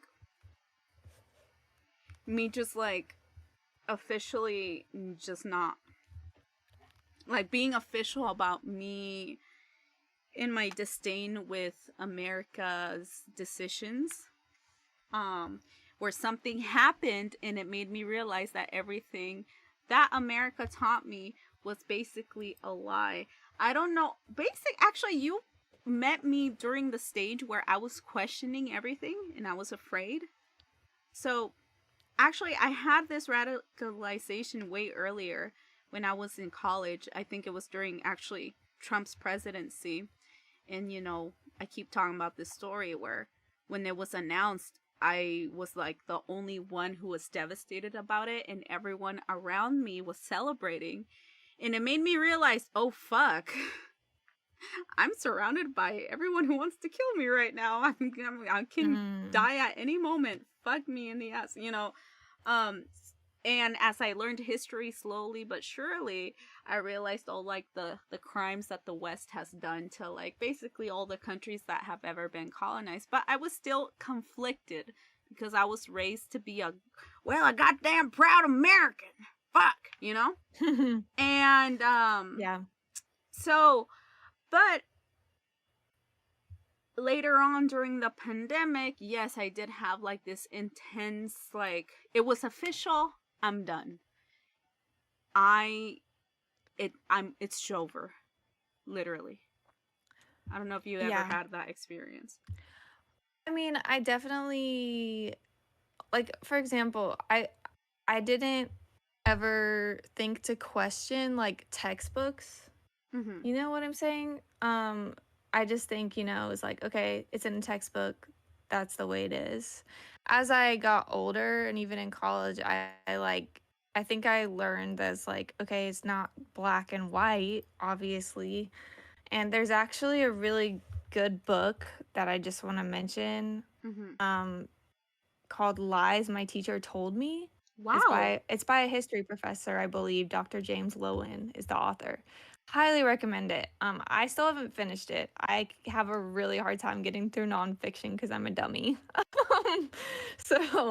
But it just like goes through, like, he takes all these different high school history textbooks and like literally debunks them and is like, oh, hey, here's this propaganda. And like, by the way, we did all these awful things. It's like we're taught to basically glorify most of our history when we did a lot of shitty things. Which I knew that, but reading exactly what we did was very eye-opening. So, yeah, I'm with you there.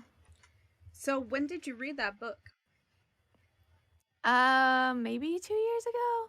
2 years ago? Oh, yeah. I mean, what year are we in? 2024.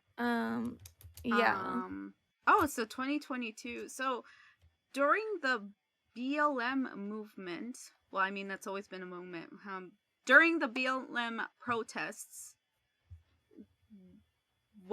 you were in Japan. That's right. Yeah, I actually attended a protest in Japan. Mm-hmm. But yeah. So, did you ever get to experience like how crazy it was, like everything was happening? I mean, I wasn't in America, Yeah, but I definitely had friends I had a friend that was like going to the protests, and she was telling me how wild it was. Mm-hmm. The Japan was just a lot more low key. Yeah, like I mean, I think there are people acknowledging it. Obviously, a protest was organized. I also remember like the news stations not taking it seriously, which was kind of frustrating. Just making and like portraying the protests and specifically portraying African Americans like ignorantly. Like it was just Yeah, actually, I don't know if you ever saw what the NHK ended up reporting about BLM. I don't know if you saw like that little mini animation thing trying to explain what was happening when it came to the protests in America. It's pretty fucking ignorant. I don't know if you ever saw it. yeah. But that basically they were saying that they weren't getting enough money, so they were attacking all of these poor businesses because they were just tired of not getting money. That's basically all they said about the BLM protests. And I was like, yeah, what? Japan's pretty racist. So I'm just like, okay. I remember just being like taken aback, and it was brought to my attention by like a fellow American coworker, because I was like asking him about going to the protests and stuff. Mm-hmm. So it was just like, because I wasn't like watching, I didn't even have a TV. Yeah. So I wasn't watching the news, but when he showed me those videos, I was just like, are you fucking kidding me? And I actually during that time I was like posting translated works of what everything was happening, because I had in my old Insta account I had all of my Japanese friends who were in Japan from when you and me went to college in Japan. And I ended up losing all of my Japanese friends because of it, because they honestly, they thought I was crazy. Crazy? Well, I was crazy once they locked me in a room. And unfortunately, in that room, well, there was a lot of shitty things happening. And it's just like, honestly, it's just like, to this day, if your skin is dark, you're just a criminal, right? And it really did sadden me that I lost most of my Japanese friends, and actually condemned me for participating in the protests during that time. And it was pretty sad because I saw a lot of people doing their best to be peaceful, and it stopped being peaceful once those who work for the state and the government decide to, beat the shit out of peaceful protesters and or kill them. So when push comes to shove, that's what they say, no justice, no peace, So that was pretty crazy. Yeah. That was a really crazy time, pretty traumatizing for me as well. I was pretty freaked out. But let's continue the video. Okay. Let's see. We only are 2 minutes in. Let's go. Becoming a leftist is never caused by the things we're taught in school, but rather it's caused by a realization that everything you're taught in school is a lie. And from that realization, your mind is able to open up and accept new understandings of things you already thought you understood. And then a snowball effect occurs, where each and every discovery causes more doubt in our current system, until one day you become a full-on tanky, dressed in all black, ready to bomb a... Nah, I'm just kidding. Yeah! No, I'm just kidding. Or am I? I grew up in a liberal household. My parents voted for Barack Obama both times, and I was always taught to love my neighbor, recognize racial inequality, respect people's sexual identity, like when Obama legalized gay marriage in 2015. Or 3 months after he legalized gay marriage, he decided to airstrike a Doctors Without Borders hospital in Afghanistan. We don't talk about that. Suffice to say, I grew up in a loving household where I was taught to love all people. But thanks to the faults of liberalism, I was quite sheltered to the things that were happening around the globe to much less fortunate people. Speaking of liberalism, I fell down the alt-right pipeline.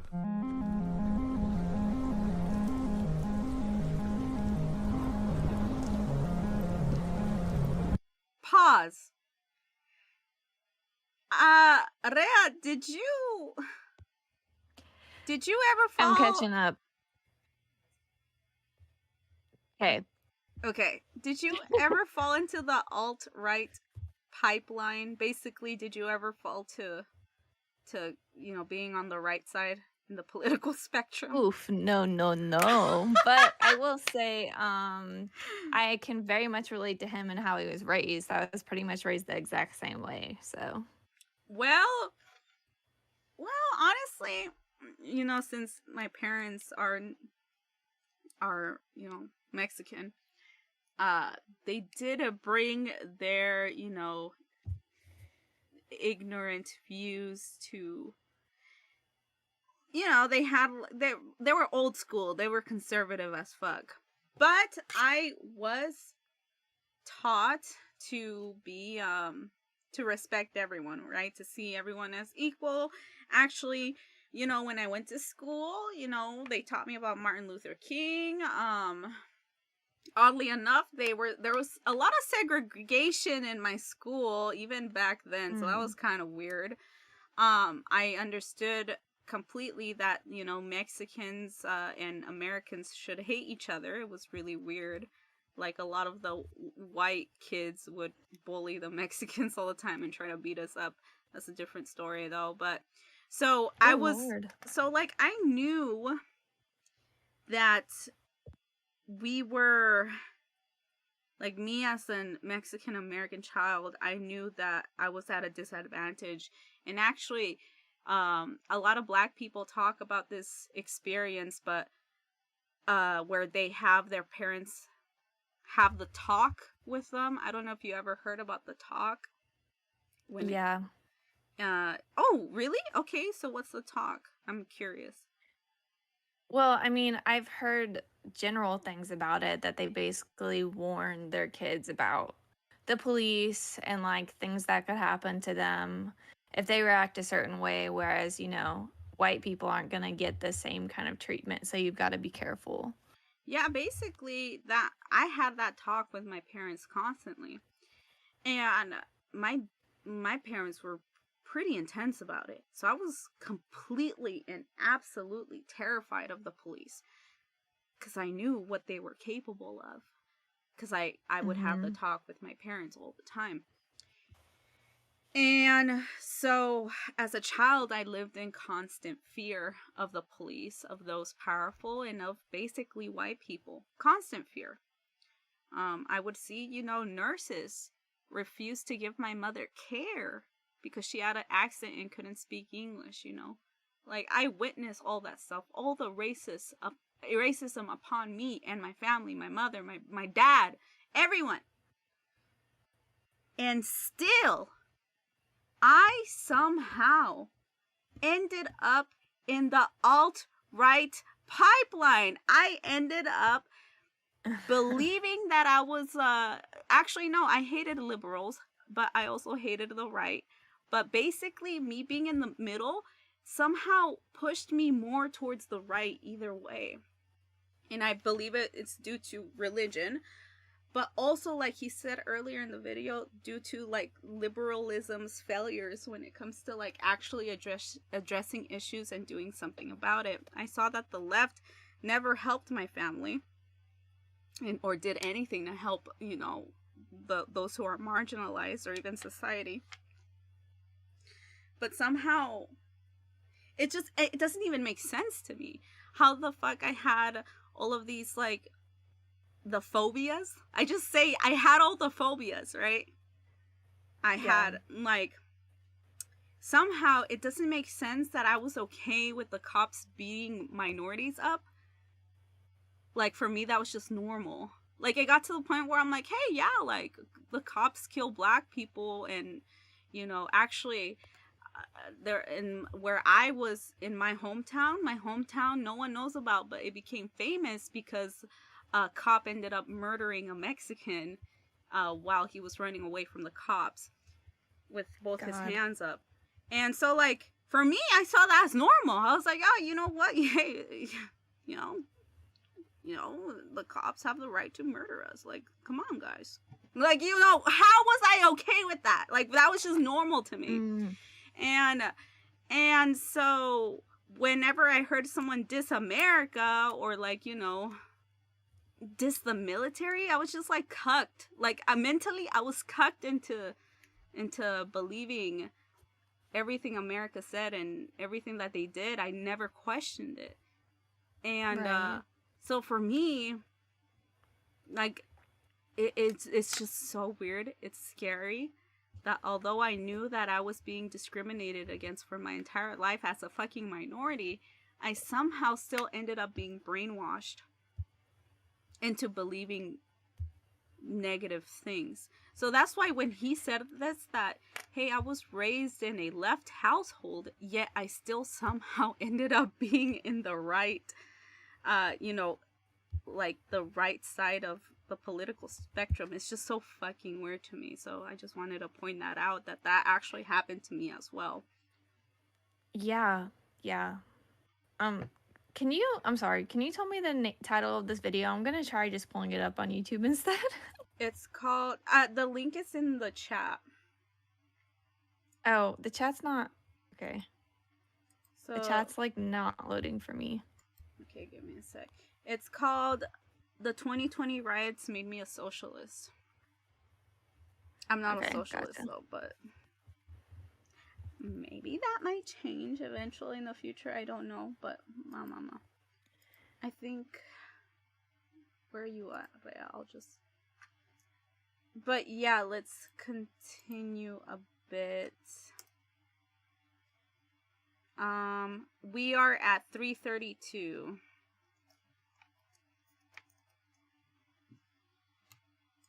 And I just sent that to Rhea.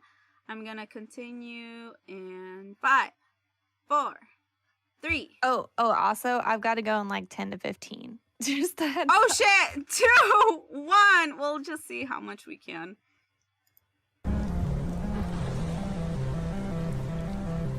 Alt-right pipeline. The alt-right pipeline. The alt-right pipeline that sucks vulnerable white teenage boys in, makes them angry at the world, makes them blame all their problems on minorities and shit.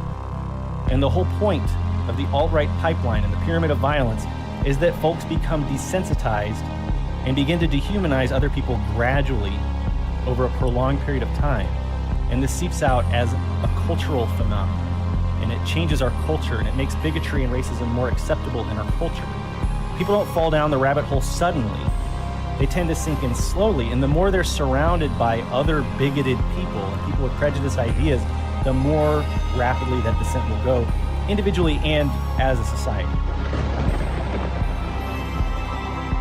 Looking back, that was obviously an incredibly embarrassing part of my life. However, it was also a very powerful and important piece of the puzzle to my story. And I don't think I'm alone in that. To briefly explain the phenomenon, it basically all begins with the dreaded social justice warrior owned compilation. Do you think men and women can work in the workplace together? I don't know. Without sexual harassment? We'll see. We'll see. How many years will it take for men and women working in the workplace together? More than 40. Get a sense. We don't know what the rules are. Like what? Here's a rule. Don't How about no makeup in the workplace? Why would that be a rule? Why should you wear makeup in the workplace? Isn't that sexually provocative? No. It's not? No. Well, what is it then? What's the purpose of makeup? Some people would like to just put on makeup. Why? I don't know why. Why do you make your lips red? Because they turn red during sexual arousal. That's why. After one too many, you're being recommended video. The thing is, Rhea, unironically, the me from back then, again, he mentioned, if you're surrounded by bigoted people and you get used to dehumanizing, I guess I didn't dehumanize others. I guess I dehumanized my fucking self, dude. And since I was surrounded in all of these religious contexts and also like social workers who treated my family like shit every time we needed help, since I was surrounded by those people, religious people who were saying racist shit, slowly by surely, I dehumanized myself and also ended up slowly going towards the right. So if I were to see that Jordan fucking Peterson fucking video of him saying the obviously sexist shit about women, you know, if women don't want to be sexually harassed in the workplace, maybe they shouldn't fucking wear makeup or whatever the fuck. If I saw that and then had like that fucking owned compilation of everyone going, oh, I would have also said, oh, that's what you get for being a whore, slut, you know? I would have said that shit. Now I see that and I cringe. Oh, fuck me in the ass. Like, oh God, this is terrible. It's so funny too, because if we don't, it's such a double-edged sword, because then if we don't wear makeup, it's like, wow, like you're not even gonna try to look good for work. It's like we can't do anything right. Wow, what would you call that? Wow, you don't try, huh? Wow, you like being ugly, whatever. I don't even know at this point, but like, unironically, I like how he used white boys. Because yes, a lot of like young men, especially white men, end up going through the alt-right pipeline. And but the thing is that I went through that. That's so fucking crazy to me. That's so fucking crazy that I went through that. And I think it shows us that anyone can go through it. Well, anyone can go through it as well. I feel like I was like pretty intense about it though, because we got 5 minutes. I'm just reminding myself. Because I was kind of raised in a very weird way. So my dad raised me, and all the like toxic masculinity was also like ingrained in my being, even though I was I identify as a female, and it's just like really weird. So like I see this shit, I'm like, Jesus Christ, that was me back then. The thing is, YouTube like supports these fucking creators who just say the craziest shit.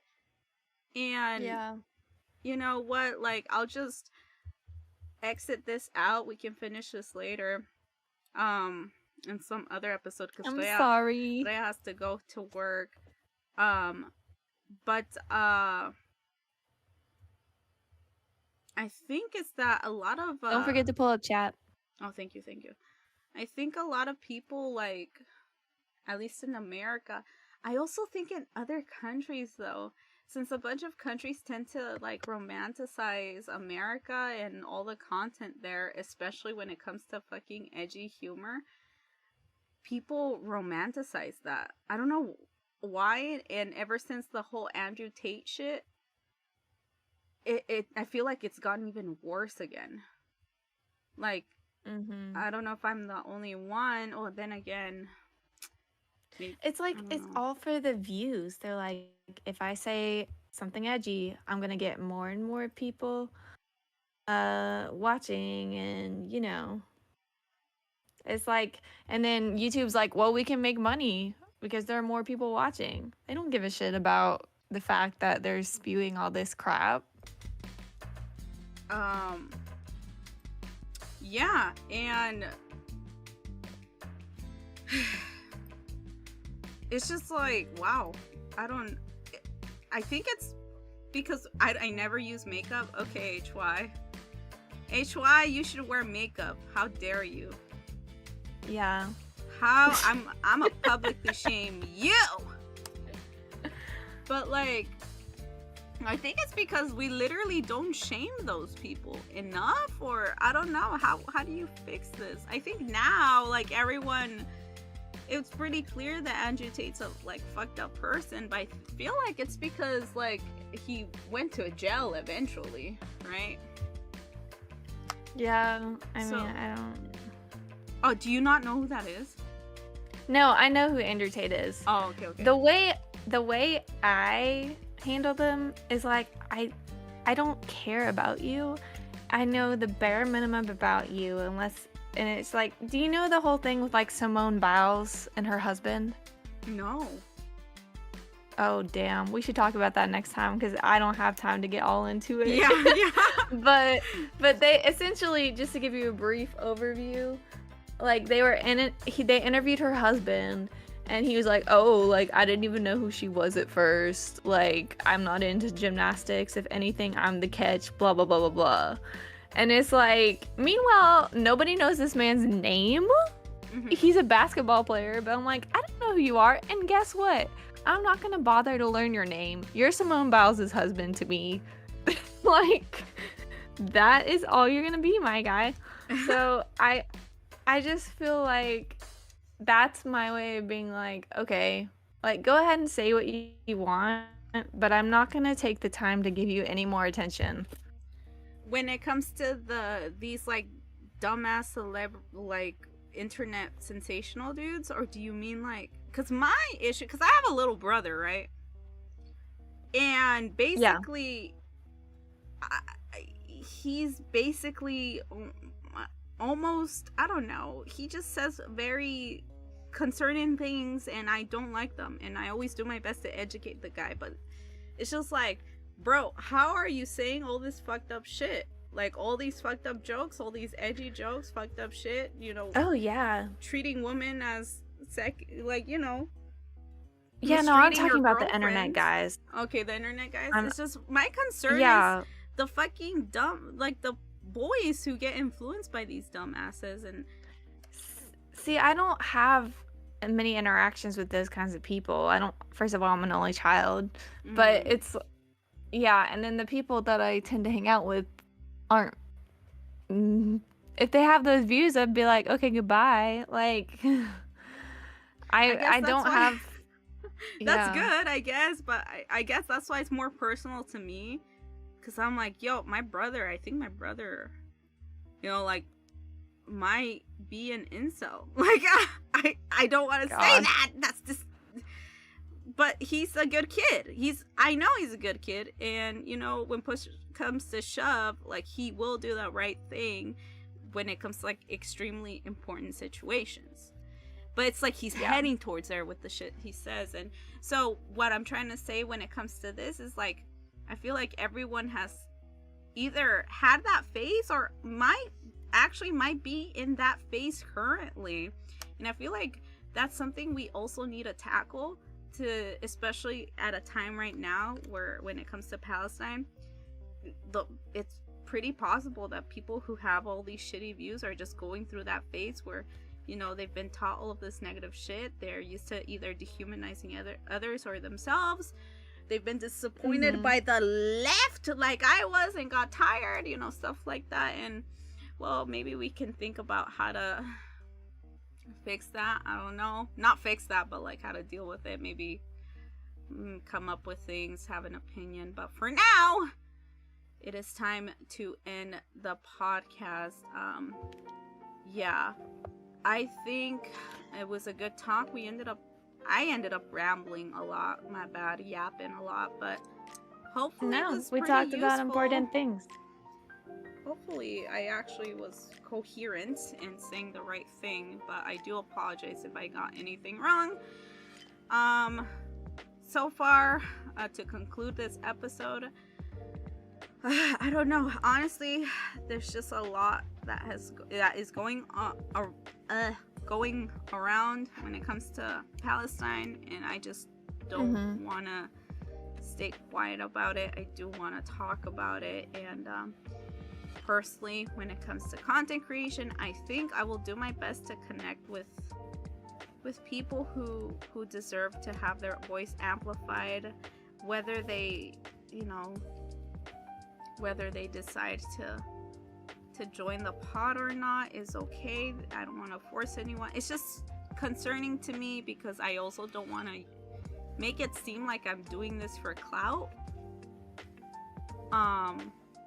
So yeah, no, it's a pretty difficult I think situation. we've been for pretty me. clear. Oh yeah, and it's just, yeah. So that's why I'm saying these things on stream, to be pretty transparent. I honestly don't care about money, and you know, I do think like we need to do more, and I guess this is my own way of hoping to do more. So stay tuned, guys. We'll see what happens in the next episode of the GreyStrays podcast. Actually, we were thinking of doing a Valentine's special. We're gonna play a sexy ultimate. Well, it's not an ultimate game. What is it? A dating sim. Let's go. Oh, Me and Rhea are gonna get that'll be hot fun. and bothered on stream, and we're gonna have a good time about it. So we'll see what happens. So that was the GreyStrays. But stop, HY. We're gonna have fun for the next episode. So stay tuned, and yeah, this was the GreyStrays podcast. Anything you want to say? Ms. Thanks for Rhea? joining. Yeah? Okay. I'll post this VOD on YouTube later. It'll stay up Bye. though on Twitch, so don't worry about that. Bye, HY. Thanks to everyone who joined and stayed. Gracias. Bye-bye. See y'all later. Alligators. Let me mute myself. Ah!